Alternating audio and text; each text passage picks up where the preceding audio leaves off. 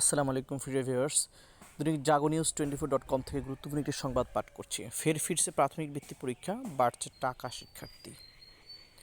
প্রাথমিক বিদ্যালয়ে পঞ্চম শ্রেণী শেষ করার পর একসময় বৃত্তি পরীক্ষা নেওয়া হতো। তাতে উত্তীর্ণদের মধ্য থেকে মেধা তালিকায় জায়গা পাওয়াদের দেওয়া হতো মাসিক হারের বৃত্তি টাকা।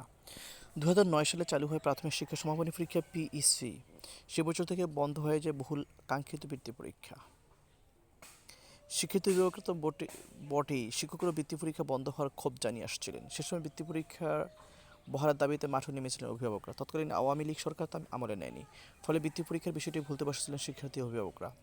দীর্ঘ 16 বছর পর অন্তর্বর্তী সরকার আবারও বৃত্তি পরীক্ষা ফেরানোর উদ্যোগ নিয়েছে। প্রাথমিক ও গণশিক্ষা মন্ত্রণালয়ের নির্দেশনা মেনে এর মধ্যে একটি খসড়া নীতিমালা তৈরি করে তা জমা দিয়েছে প্রাথমিক শিক্ষা অধিদপ্তর।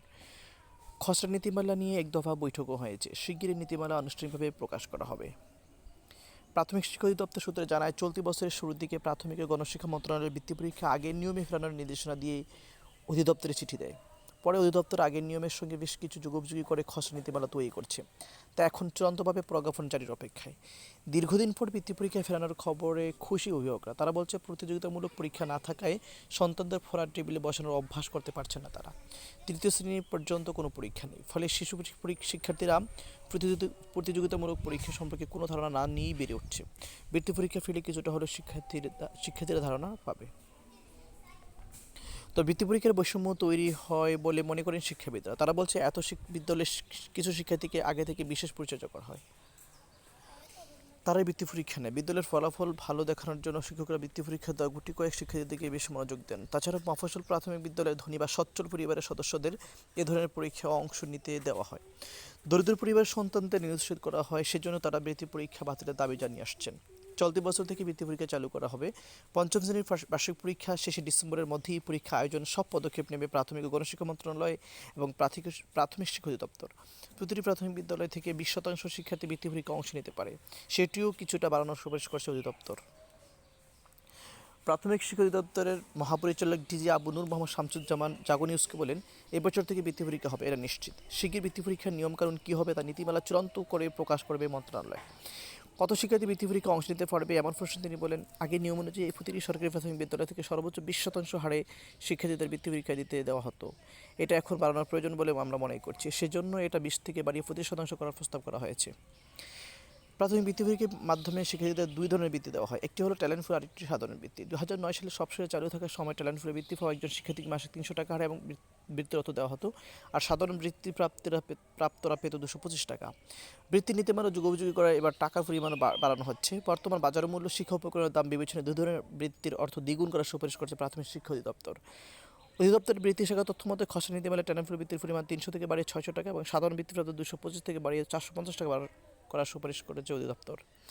প্রাথমিক শিক্ষা অধিদপ্তর ভূমিতে বিভাগের উপপরিচালক রাশেদা বেগম জাগো নিউজকে বলেন, আমরা সুপারিশ করতে পারি, সেটা করছি। বাড়ানোর বিষয়টি বিবেচনা করছে প্রাথমিক গণশিক্ষা মন্ত্রণালয়। আশা করছি শিক্ষার্থীদের বর্তমান খরচের হিসাব বিবেচনা নিয়ে বৃত্তির টাকা বাড়ানো হবে।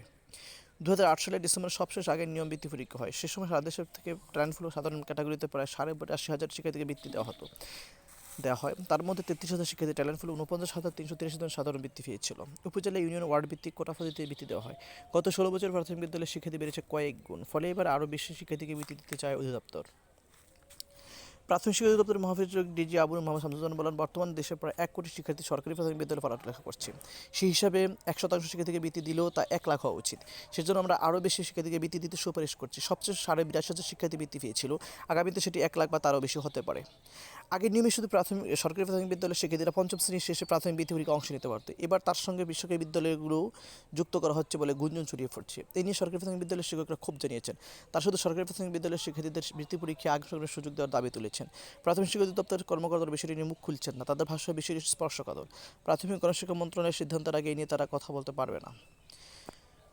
প্রাথমিক সহকারী শিক্ষক সংগঠন ঐক্য পরিষদের আহ্বায়ক মোহাম্মদ শামসুদ্দিন জাগো নিউজকে বলেন, সরকারি প্রাথমিকে নানান কারণে শিক্ষার্থীদের ধরে রাখা কষ্টসাধ্য হচ্ছে। অনেকে প্রাথমিক বিদ্যালয়ে ছেড়ে ইংলিশ মিডিয়ামে ভর্তি হচ্ছে, অনেকে আবার মাদ্রাসায় ঝুঁকছে। বৃত্তি পরীক্ষাটা যদি শুধু সরকারি প্রাথমিক বিদ্যালয়ের শিক্ষার্থীদের জন্য করা হয়, তাহলে সবাই সন্তানকে সরকারি স্কুলে দেবে।